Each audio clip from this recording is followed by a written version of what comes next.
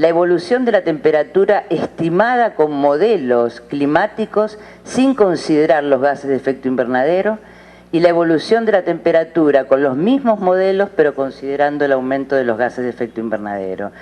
Entonces esto evidentemente se acerca más a lo que realmente pasó en todos los lugares del mundo, y es por eso que hoy afirman con casi un 90% de certeza de que este cambio en el clima o este calentamiento está relacionado a las emisiones de gases, a las emisiones antropogénicas de gases de efecto invernadero. Hay una cosa que quiero mostrar acá para que veamos qué pasa con el clima, porque el clima tiene muchas variaciones. Tiene variaciones entre año y año, tiene variaciones entre una estación y otra estación, tiene variaciones que duran décadas, tiene tendencias y finalmente uno puede hablar del cambio climático. Este es un conjunto de datos, es de una localidad argentina, pero eso no importa. Lo que yo quiero mostrar acá desde el año 1900 hasta el año 2000, cómo varió, en este caso es la lluvia anual en este sitio. Fíjense, la tendencia fue esta, si uno saca una tendencia suavizada. Evidentemente, desde la mitad del siglo hasta el final hubo un aumento importante en el valor medio de la variable esta. Pero la variación interanual es muy grande, produciéndose en algunos casos valores extremos, que son los que realmente uno llama eventos extremos, pero en otros años hay variabilidades también que, sin ser tan grandes, también provocan cambios importantes en la productividad de los sectores o en la actividad de distintos sectores.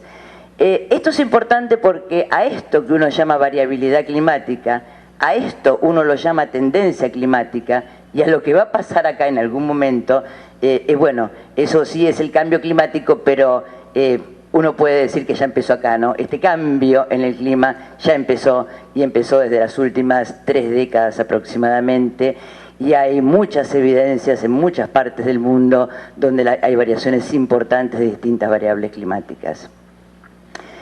Otra cosa importante que pasó es que aumentó la cantidad de eventos extremos.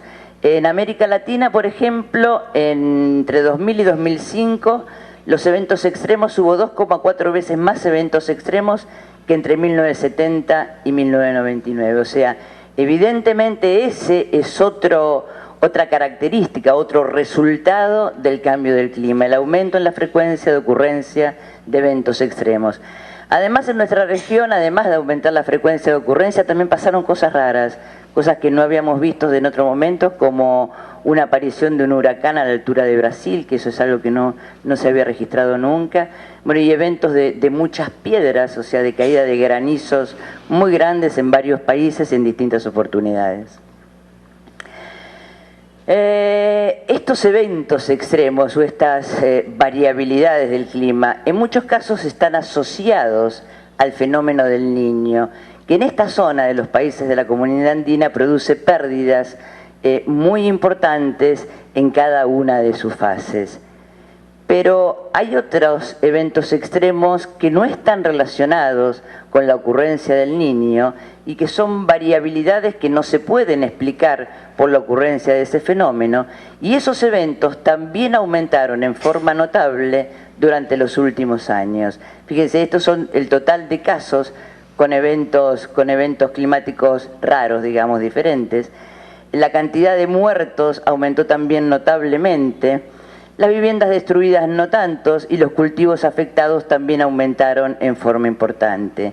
Este es un trabajo, El cambio climático no tiene fronteras, hecho por la gente de la Universidad del Pacífico, y ellos concluyen y dicen acá que todas las provincias pertenecientes a todos los países de la subregión andina tuvieron por lo menos un evento extremo entre 1970 y 2007. Y que la vulnerabilidad de la región no solo está dado por el aumento de frecuencia de estos eventos climáticos, sino también por otros factores sociales que han aumentado en los últimos tiempos la vulnerabilidad de todo el sector. Entre esos factores sociales puede citarse la presión demográfica, el crecimiento urbano desorganizado, los asentamientos urbanos en zonas de alto riesgo, la pobreza, la migración rural, la falta de inversiones en infraestructura y en servicios, problemas de coordinación entre sectores, y todos estos son problemas que en conjunto aumentan la vulnerabilidad de la población y de todos los sectores a la ocurrencia de los eventos extremos. O sea, que pasaron dos cosas. Por un lado aumenta la frecuencia de ocurrencia de eventos extremos y por otro lado también aumenta la vulnerabilidad social y de los sectores por distintas causas. Uno de los impactos más notables del aumento de temperatura que se estuvo dando durante los últimos años es el derretimiento de los glaciares. O sea, yo les mostraba en la primera transparencia la desaparición de los hielos eternos y el derretimiento de glaciares en toda esta zona, especialmente de los glaciares intertropicales, es uno de los impactos más severos que se han observado hasta el momento. Esto fue rápidamente qué pasó con el clima, qué pasa, qué está pasando. Pero bueno, ¿cómo se hace para evaluar o para saber de qué manera uno tiene que responder a este clima? Los pasos para seguir cuando uno quiere evaluar los impactos y finalmente tomar las medidas que estén a su alcance para reducir esos impactos son primero identificar las variables climáticas que afectan la actividad a la que me corresponde, la que estoy analizando. Después tengo que evaluar los impactos y cuantificar la vulnerabilidad. Ojo que no es lo mismo un impacto que una vulnerabilidad. Por ejemplo, a mí me dicen, si me baja la lluvia me reducen los rendimientos de cualquier cultivo que sea importante para mí. Sin embargo, un productor chico no es tan vulnerable como un productor grande. Un productor que tiene acceso al crédito es menos vulnerable que uno que no tiene acceso al crédito. Un productor que es capaz de tomar un seguro es menos vulnerable que uno que no puede tomar un seguro. Entonces después vienen un montón de factores o de condiciones sociales, económicas, de cultura, de todo lo que ustedes quieran, que cambia el impacto que recibe determinados sectores. Entonces eso cambia la vulnerabilidad que tiene cada sector ante un mismo impacto físico, digamos. Una vez que evaluamos los impactos y cuantificamos la vulnerabilidad, lo que habría que hacer es identificar las medidas que nos podrían ayudar a reducir esos impactos. Ver cuánto nos cuesta tomar esa medida, pero no solo cuánto nos cuesta económicamente, sino cuánto nos cuesta socialmente y culturalmente. Y de acuerdo a todo eso y a las posibilidades que tenga cada uno de los países, habrá que elegir cuáles son las medidas más apropiadas según el lugar donde estoy. Sí. Si uno se refiere, por ejemplo,